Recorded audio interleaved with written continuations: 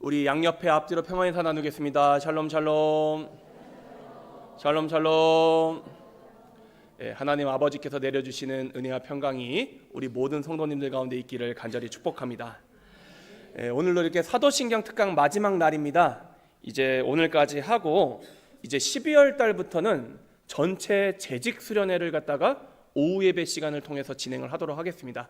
원래 이제 장로님들하고 이렇게 같이 성경 공부를 진행하려고 하다가 일단 전체적으로 함께 참여하고 우리 장로님들하고 소그룹을 좀 모이면 좋겠다, 좀 이런 생각이 들어서 그렇게 하려고 하니 내가 직분을 받았다 하면 12월부터는 열심히 참여하셔서 우리 함께 재직은 무엇이며 또 직분은 무엇인지 잘 이해해서 온전히 세워가는 우리 모두가 될 수 있기를 간절히 소망합니다.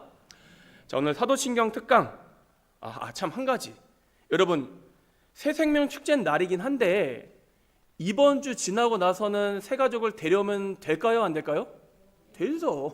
그러니까 그냥 날을 정한 거지 다음 주에 오셔도 오시는 거고 다 마찬가지입니다. 그러니까 혹여라도 이번 주에 못 오셨으면은 어떻게 하시면 돼요? 다음 주, 그 다음 주라도 언제든 모시고 오면 됩니다. 중요한 건 뭐다? 예수 믿고 구원받게 하는 거다. 이제 김미자 집사님이 사실 제가 이순철 성도님께 좀 오셨으면 좋겠어 연락을 드렸어요. 근데 지금 백내장 수술을 좀 하셔가지고 이번 주에 못 오시는데 저한테 약속하신 게 다음 주에 꼭 데리고 오시겠다 이렇게 약속을 하셨습니다. 그래서 꼭 나오실 거라 믿습니다. 우리 오늘 마지막 우리 신앙 고백 내용이죠. 우리 죄를 용서받는 것과 같이 한번 읽어볼까요? 프린터물 다 받으셨죠? 시작.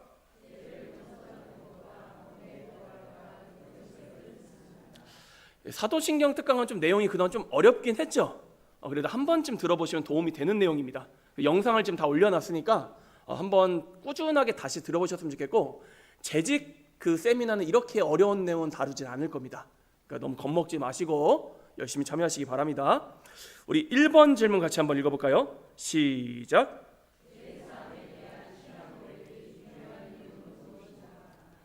제가 예전에도 여러분에게 말씀드렸는데 교리, 신앙 고백 이것이 만들어진 가장 첫 번째 이유는요, 이단들을 갖다 대응하기 위해서였습니다.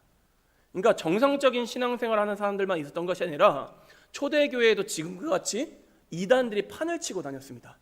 그래서 이들을 대적해서 기독교 신앙이란 이런 것이다, 이걸 전하기 위해서 만든 게 뭐라고요? 교리 또는 신앙 고백이다. 여러분이 이렇게 알고 계시면 되겠습니다. 그리고 또 한 가지, 이제 첫 번째 세대가 계속 죽게 되지 않습니까? 다음 세대에게 온전한 신앙의 유산을 물려줘야 되는데 그때 신앙을 일목요연해서 정리해서 전달하기 위해서 이런 사도신경 같은 신앙 고백을 만들었다, 이런 측면도 있다라고 생각하시면 되겠습니다.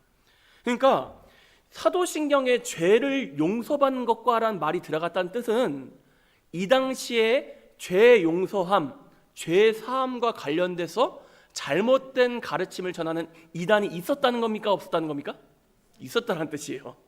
그래서 그걸 갖다가 정확하게 지적하기 위해서 이 고백을 넣었다는 것입니다. 대표적인 이단이 세 가지가 있었는데 제가 여러 번 여러분이 말씀드렸어요. 첫 번째 어떤 이단이죠? 영지주의라는 이단이 있습니다. 이들은 어떤 주장을 했냐면요, 구원의 문제는 죄와 관련된 문제가 아니라 영적인 지식을 알고 있느냐 없느냐에 달려있다, 이런 해괴망측한 이야기를 했었습니다. 여러분 이게 맞습니까? 틀립니까? 틀리죠.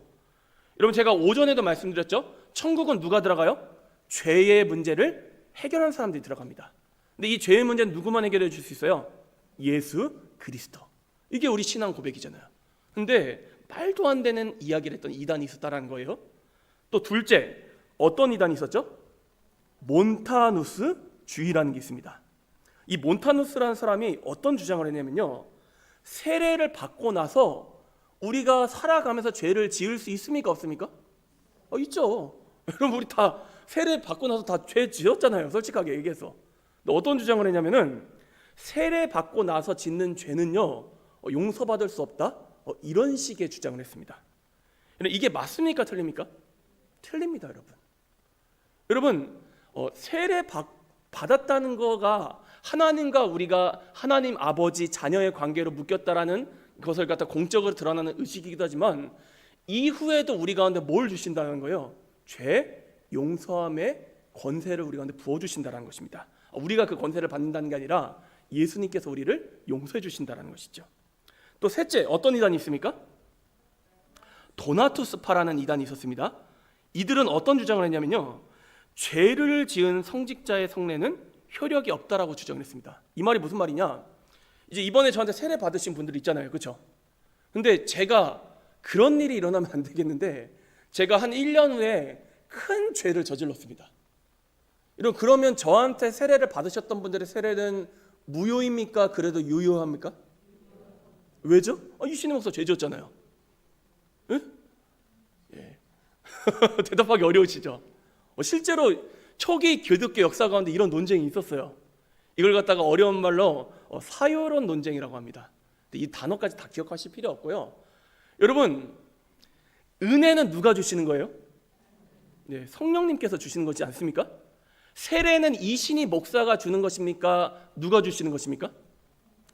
이신희 목사를 그냥 도구 삼아서 누가 주시는 거예요? 하나님께서 주시는 것입니다. 이해가 되셨습니까? 그러니까 설사 도구인 이신희에게 문제가 있어도 하나님의 은혜는 변한다, 안 변한다? 안 변한다. 이 믿음이 있으셔야 된다는 거예요. 이해가 되셨습니까? 예. 제가 밑에다가 이제 사요론 이야기를 좀 적어 놓긴 했는데 조금 어려운 내용이 있는데 그래도 좀 여러분에게 설명드리겠습니다. 이제 로마 카톨릭 교회라고 제가 말씀드렸죠. 천주교. 천주교하고 개신교의 제일 큰 차이가 여러분 뭔지 알고 계십니까? 어떤 차이가 있냐면은 이제 성례라고 하죠. 뭐 세례라든지 성찬이라든지. 그런데 로마 카톨릭 교회 천주교에서는요, 이 성례 자체 의식 가운데 효력이 있다라고 주장을 합니다. 그러니까 예를 들어서 적법하게 세례를 베푸면 이 세례 자체가 구원의 수단이 되는 거예요. 근데 여러분, 제가 여러 번 말씀드렸죠.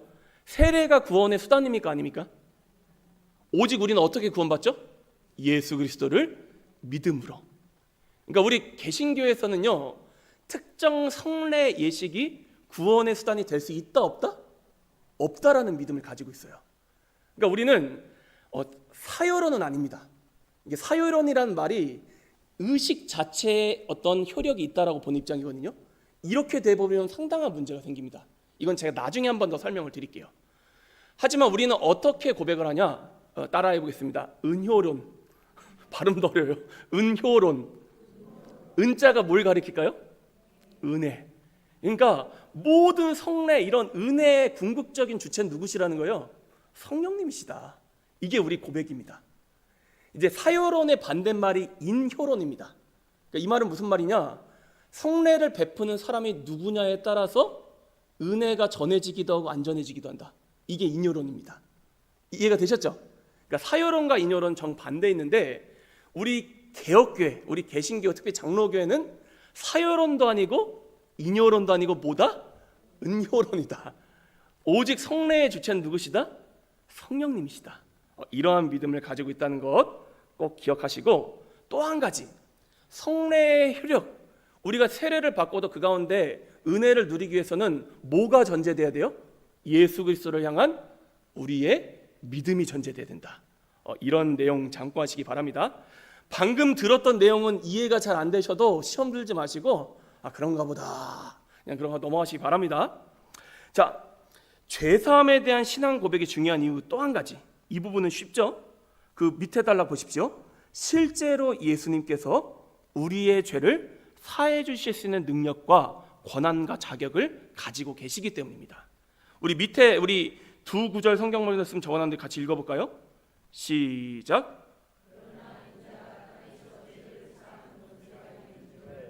너희로 알게 하려 하노라. 그 아들 안에서 우리가 속량 곧 죄 사함을 얻었도다. 예수님께 어떤 능력이 있습니까? 죄 사함의 권세가 있습니다. 예. 이거는 언제까지 유효합니까? 영원토록. 우리가 예수님을 믿는 믿음 안에 거하고 있으면 언제든지 예수님께 죄를 용서받을 수 있다, 없다? 있다. 이게 정통 기독교의 신앙 고백입니다. 이제 이 부분부터는 여러분 잘 들으세요. 왜냐하면 실제적으로 우리하고 관련이 있기 때문입니다. 앞에 얘기했던 고대 교회의 그 이단들은 여러분 모르셔도 돼요. 그냥 제가 좀 유식해 보이려고 좀 적어놨습니다. 근데 지금부터가 중요해요. 실제적으로 관련이 있기 때문에. 오늘날에도 죄사함에 대한 잘못된 교리를 설파하는 이단인데 구원파라고 들어보셨습니까? 대표적으로 여러분 기쁜 소식 선교회라고 들어보셨어요? IYF 들어보셨습니까? 그리고 또 혹시 대한예수교 침례회 그리고 생명의 말씀 선교회 들어보셨습니까? 그리고 또 이제 제일 유명한 구원파죠. 이병헌 기억나십니까? 세로어로? 다 구원파의 세 계열입니다. 이들은 어떤 주장을 공통적으로 하냐면요, 예수님께서 모든 죄를 사해 주셨기 때문에 이 사실을 깨달은 사람들은 다시 회개할 필요가 없다라고 주장을 합니다. 이 말이 맞습니까? 틀립니까? 왜 틀리죠? 왜 틀린지를 알아셔야 돼요. 실제로 구원파 교회 가면요, 주기도문을 안 합니다. 왜냐하면 주기도문에 어떤 고백이 들어가 있어요? 우리가 우리에게 잘못한 사람을 용서해 준 것 같이 우리의 죄를 용서해 주시고. 아니 2000년 전 예수님이 십자가에서 다 용서해 주셨는데 왜 또다시 회개를 하냐 이거예요. 그 말인즉슨 너 안에 참된 예수님에 대한 믿음과 지식이 없다는 말밖에 안 된다. 이게 구원파의 주장입니다, 여러분. 근데 이게 들으면 약간 그럴싸하게 들리지 않습니까? 근데 잘못됐다라는 거예요. 왜냐하면 칭의와 성화를 구별하지 못하는 데서 발생하는 오류라는 거예요. 한번 따라해 볼까요? 칭의, 성화. 칭의가 뭐죠? 의롭다, 칭함을 받았다. 그러니까 쉽게 이야기해서 우리는 예수님을 믿음으로 의롭다 하심을 받아 누가 되었습니까? 하나님의 자녀가 되었습니다. 이거는 단 이례적인 사건입니다. 예를 들어서 여러분 저를 보십시오. 제가 예수님을 믿습니다. 그래서 하나님의 자녀가 됐잖아요. 이건 제 감정이나 경험에 의한 게 아니라 요한복음 1장 12절에 영접하는 자 곧 그 이름을 믿는 자들에게는 어떤 것을 주셨어요? 하나님의 자녀가 되는 권세를 주셨으니. 말씀이 근거입니다. 그렇죠? 이 신이의 하나님 자녀됨의 근거는 뭐라고요? 성경 말씀입니다. 근데 제가 이런 생각이 드는 거예요. 살아가다 보니까 제가 실수로 죄를 많이 저질렀어요. 하나님이 나를 버리신 것 같아. 난 정말 많은 죄를 졌어요. 그러면 제가 하나님의 자녀로부터 버림을 받을까요? 안 받을까요? 난 죄를 이렇게 많이 졌는데 하나님 자녀로서의 자격을 잃어버린 거 아니야? 이렇게 생각해도 될까요? 안 될까요? 왜죠? 근거는 무엇이기 때문에? 하나님의 말씀이기 때문입니다. 그러니까 여러분 하나님의 자녀가 되었다는 건요, 한번 따라하겠습니다. 단 이례적인 사건이다. 세례는 평생에 몇 번 받아요? 하나님의 자녀로 칭의되었어요. 이거는 몇 번이에요? 인생 살아가면서 한 번이라는 거예요. 한 번. 예를 들어 내가 실수하고 넘어지니까 하나님 자녀로서의 자격을 잃어버리고 또 그래서 다시 믿음을 통해서 하나님의 자녀가 되고 이런 개념이 아니라는 것입니다, 여러분. 평생에 몇 번이다? 한 번이다.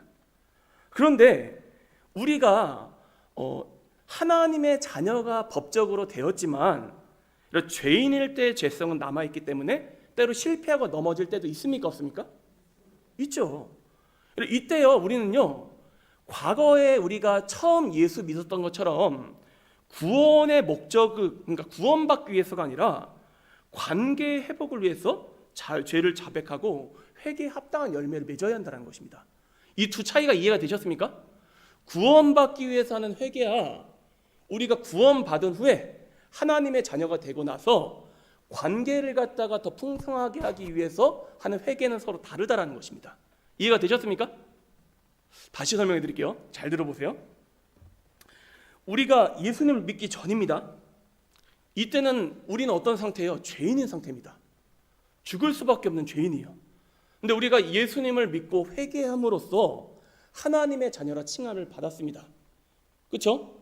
이때 드리는 회개하고 하나님의 자녀가 되고 난 이후에 우리가 때로 실수할 때가 있어요, 없어요?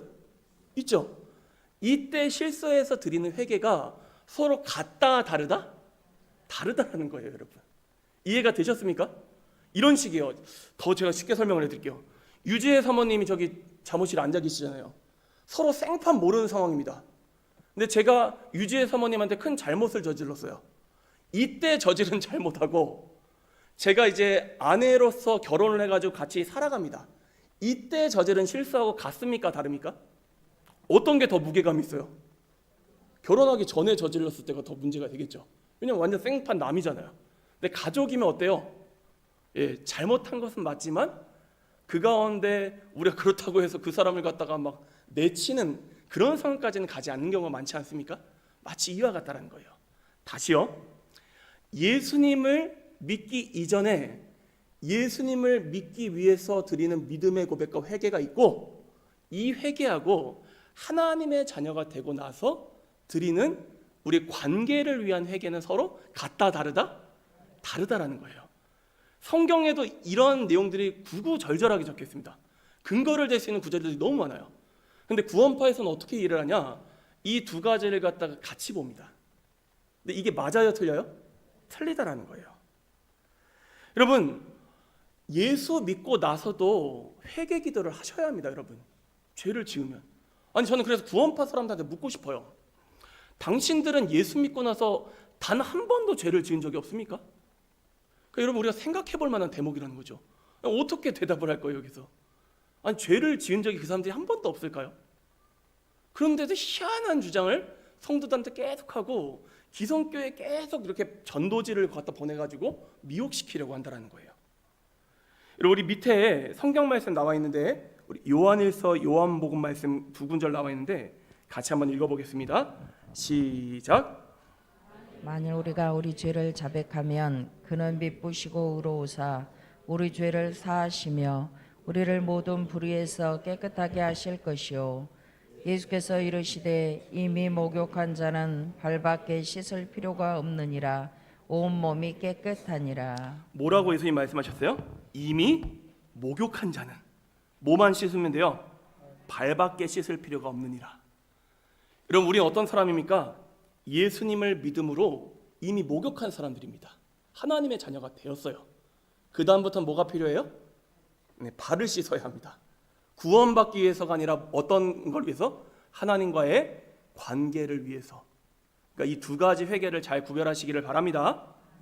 자, 여러분이 또 한 가지 좀 기억하셔야 될 게요.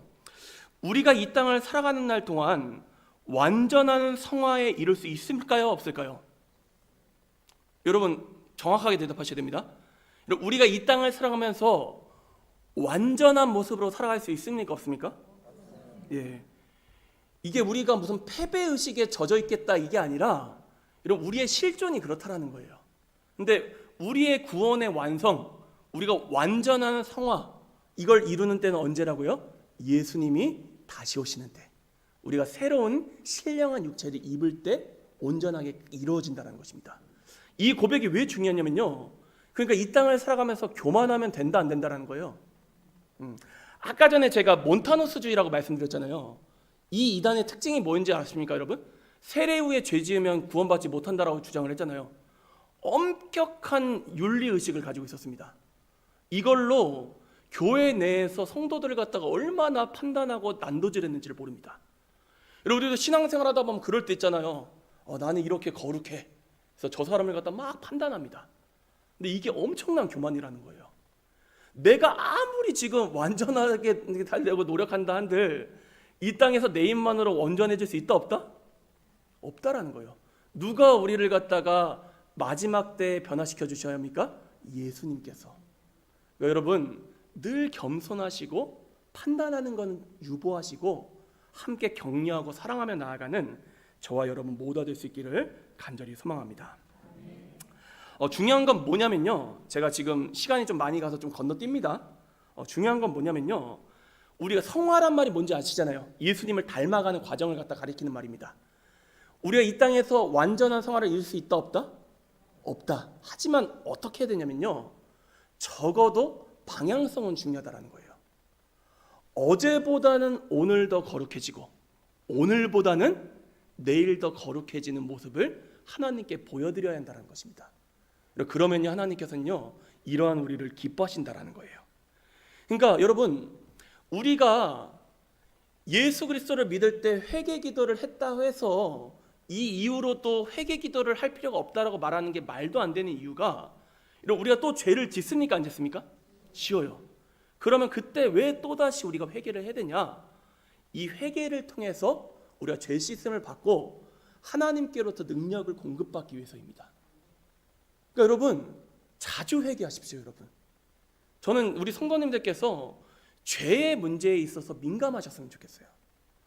나는 이미 옛날에 다 용서받았는데 지금 뭐 회개할 필요 없어. 말이 안 되는 얘기입니다. 내가 살아가면서 조그만 실수라도 느껴지면 어떻게 돼요? 주님 앞에 나와서 회개하시고, 성령님, 회개에 합당한 열매를 맺을 수 있도록 저를 도와주십시오. 이렇게 날마다 겸손하게 나아가는 게 올바른 믿음의 자세라는 것입니다. 여러분, 강조합니다. 죄사함은요, 우리 성도들이 누릴 수 있는 특권입니다. 우리는 구원에서 떨어질까 벌벌 떨면서 회개하는 게 아니라 어떻게 하면 하나님 아버지를 기쁘시게 해드릴 수 있을까? 여기에 초점을 맞추면서 회개하며 나아가는 사람들이라는 거예요. 이미 여러분은 구원받은 하나님의 자녀라니까요. 그러니까 두려움으로 회개 기도를 하라는 게 아니라 어떻게 해요? 하나님을 기쁘시게 해드리기 위해서, 내 모습을 돌아보기 위해서 날마다 회개 기도하는 게 중요하다. 이걸 꼭 기억하시고, 여러분, 날마다 이런 죄사함에 주님께서 주시는 은혜를 누리시기를 간절히 축복합니다. 내용이 좀 이해가 되셨습니까? 구원파가 뭐가 잘못된지 이해되셨어요? 예. 제가 이제 구원파를 되게 싫어해요. 왜냐하면 완도 있을 때 저를 찾아와가지고 얼마나 겁박을 줬는지 몰라요. 자기네들 뭐 행사, 뭐 교회에서 문자 보낸 것 때문에 망쳤다고, 진짜 구원파 거기 교회 신도들이 한 10명인가 찾아와서 저한테 막 삿대질하고 뭐 소리 지르면서 난리도 아니었어요. 그 다음에도 한 3번인가 더 찾아왔는데, 이제 거기 목사들인 것 같습니다. 저한테 이제 법적인 그 서류들 디밀면서 당신 계속 이렇게 하면 당신 고소할 거라고. 근데 제가 눈 하나 껌뻑 안 했어요. 왜냐하면은 이단을 이단이라고 해가지고 법적으로 처벌을 안 받거든요. 그래서 되게 교묘하게 성도들 갖다가 넘어뜨립니다. 그러니까 여러분 꼭 기억하시고 구원파 가르침을 주의하시기를 바랍니다. 말이 너무 빠르진 않죠? 오늘 제가 좀 흥분해서 좀 말이 빨라지네요. 자, 우리 2번 질문 같이 한번 읽어볼게요. 시작.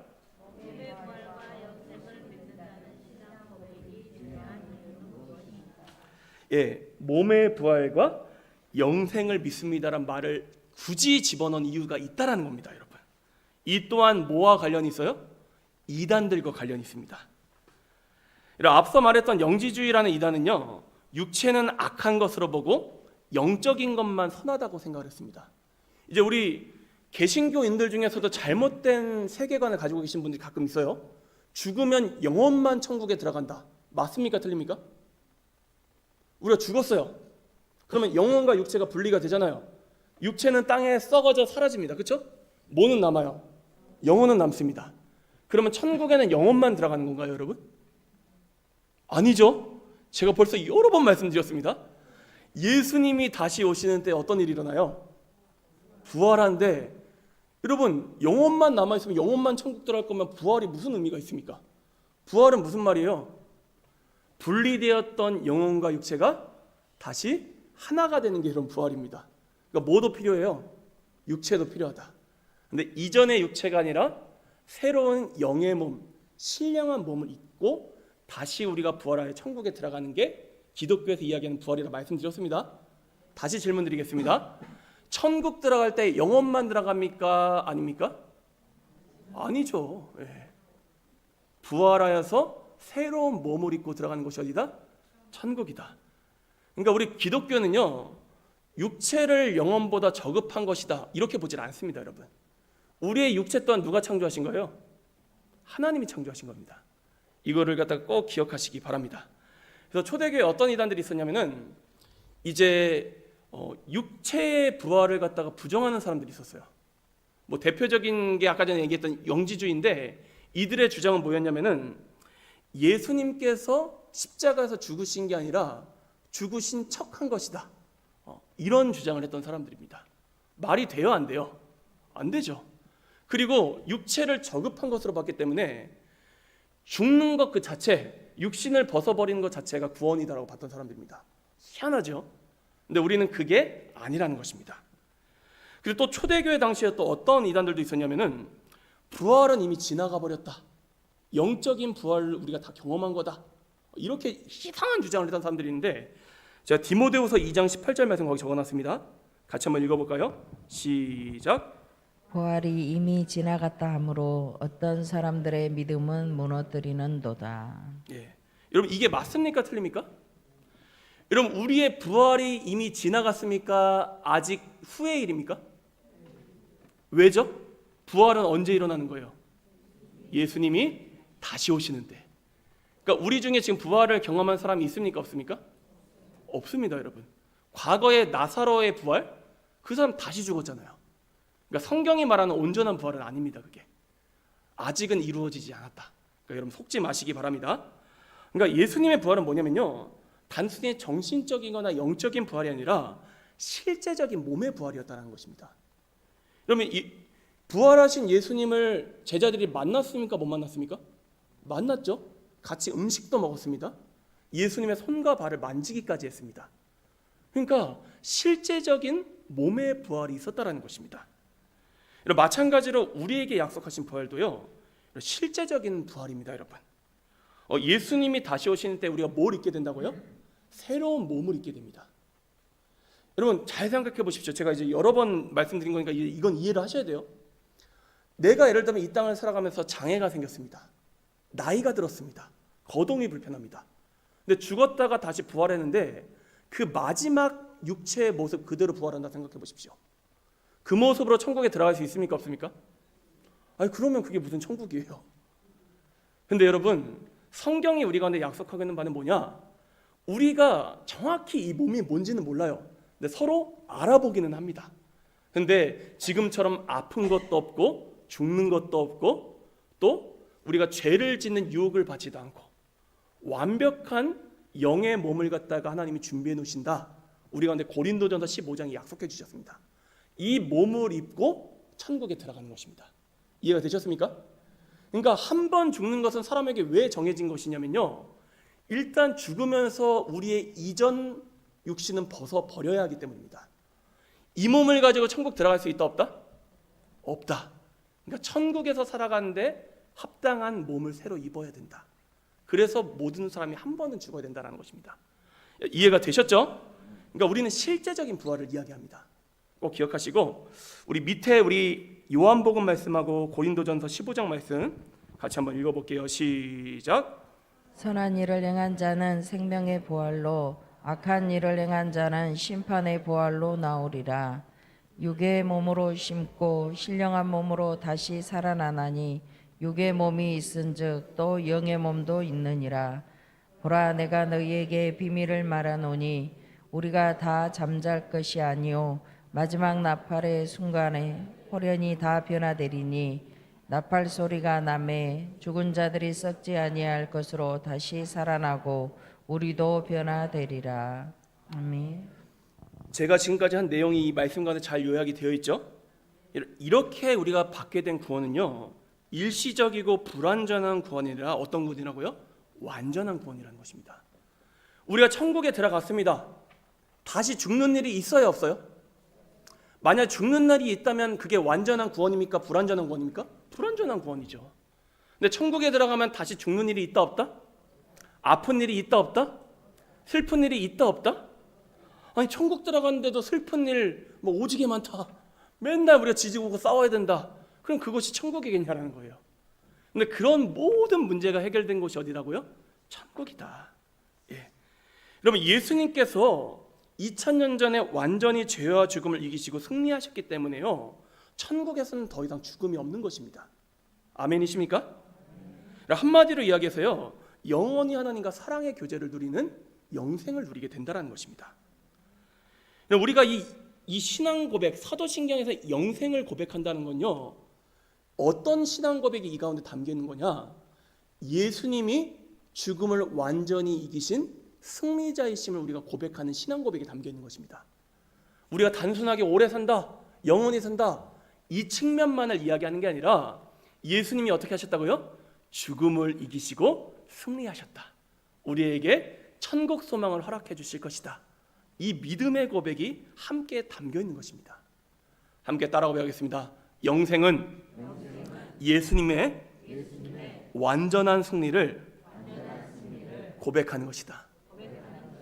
그러니까 나 영생을 믿어. 난 예수 그리스도를 믿음으로 영생을 누릴 거야. 이 말인즉슨 누가 승리하셨다는 거예요? 예수님이 승리하셨다. 이 고백이 담겨 있는 것입니다. 이런 의미를 잘 기억하시고 하나님 기뻐하시는 온전한 신앙 고백을 올려드리시기를 간절히 바랍니다. 우리 밑에 우리 두 구절 성경 말씀 나와 있는데 같이 한번 읽어볼까요? 시작. 하나님이 세상을 이처럼 사랑하사 독생자를 주셨으니 이는 그를 믿는 자마다 멸망하지 않고 영생을 얻게 하려 하심이라. 사망아 너의 승리가 어디 있느냐? 사망아 내가 쏘는 것이 어디 있느냐? 우리 주 예수 그리스도로 말미암아 우리에게 승리를 주시는 하나님께 감사하노니. 아멘. 제가 지난번 수요 저녁 예배 때 로마서 8장 마지막 부분 설교하면서 여러분에게 그런 말씀을 드렸습니다. 우리 인생의 최대 숙제가 뭐라고요? 죽음의 문제입니다, 여러분. 그러니까 그리스도인들은요, 잘 사는 것도 중요하지만 잘 죽는 것도 중요합니다, 여러분. 그러니까 우리 그리스도인들은요, 죽음을 두려워하는 사람들이 아닙니다. 함께 따라하겠습니다. 죽음은 통과점이다. 통과점이 무슨 말인지 아시죠? 지나치는 통과점에 불과하다는 겁니다. 경유지예요, 경유지. 왜냐하면 우리한테 뭐가 기다리고 있기 때문에? 천국이 기다리고 있기 때문에. 그런데 우리가 이렇게 할 수 있는 이유가 누구 덕분이라는 거예요? 예수 그리스도. 그러니까 영생을 고백한다는 건요, 바로 이러한 신앙 고백을 우리가 올려드리고 있다. 이런 내용이 담겨 있는 것입니다. 이런 의미를 잘 기억하시고 우리 사도신경 지금까지 쭉 배우지 않았습니까? 여러분 그냥 무슨 주문 외우듯이 앞으로는 사도신경 하지 마시고 이러한 내용을 담아서 온전하게 하나님께 믿음의 고백을 올려드리는 저와 여러분 모두가 될 수 있기를 다시 한번 더 축복합니다. 오늘 좀 길어져서 죄송합니다. 혹시 질문 있으십니까? 고명수 권사님. 예, 질문. 네, 박장재 지사님. 예. 예.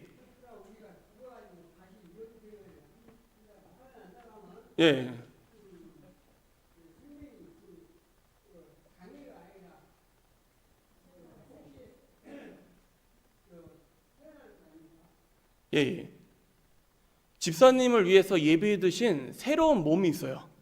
거기는 장애도 없고 아무런 제약이 없습니다. 그러니까 여러분 이거 무슨 말인지 이해하셨죠? 기독교에서 고백하는 천국은 이 모습 이대로 들어가는 것이 아니라는 거예요, 여러분. 그럼 얼마나 곤란하겠습니까? 제가 이제 이 얘기까지만 더 드릴게요. 오늘 시간이 좀 많이 가가지고 이제 누가 오실 손님이 있습니다. 우리가 이 땅을 살아가면서 장애인들도 보지 않습니까, 여러분? 예, 제가 아는 분 중에서도 장애가 있는데 예수님 믿는데 정상적인 생활을 못 하시는 분도 있습니다. 근데 여러분 이분이 천국 들어가서도 장애인이실까요? 왜죠? 이분을 위해서 예비해 두신 새 옷이 있기 때문입니다. 그러니까 예를 들어서 여러분 우리가 잘 살아가시다가 정말 그러면 안 되겠지만 그 치매가 올 수도 있지 않겠습니까? 왜냐면 정신병이 올 수도 있습니다. 실제로 목회자들 중에서도 우울증이 찾아오고 이러신 분들도 있습니다. 근데 여러분 여기서 우리가 낙심할 필요가 없는 이유가 우리가 온전한 믿음을 잘 지키고 있으면 지금 이 육신은 벗어버리고 온전한 새 육체를 입을 날이 오기 때문입니다. 그럼 여기에 우리가 소망을 두며 살아가는 거예요. 그러니까 저는 우리 성도님들께서 이왕 이 땅 살아가시면서 예쁜 모습 건강하게 살아가셨으면 좋겠습니다. 근데 혹여라도 건강이라는 게 꼭 내 뜻대로만 되지 않지 않습니까, 여러분? 저는 그래서 아프신 분들이 가끔 저한테 막 죄송하다는 말을 하세요. 전혀 죄송할 일이 아닙니다. 저도 가끔 제가 아프기 싫은데도 아플 때가 있습니다. 근데 여러분 하지만 낙심하지 말아야 될 이유가 우리에게 어떤 소망이 있기 때문이에요? 부활의 소망이 있기 때문입니다. 그러니까 우리 성도님들 너무 건강 문제를 최선을 다하긴 하시지만 너무 집착하지 마시고 뭐에 더 우리가 집착하셔야 돼요? 믿음의 문제들, 영적인 문제들, 하늘의 것들, 여기에 더 소망을 두고 나아가시기를 간절히 축복합니다. 오늘 제가 너무 욕심을 내서 많은 내용을 넣어가지고 좀 시간이 많이 갔는데 이 정도로 마치도록 하겠습니다. 우리 함께 기도하도록 하겠습니다.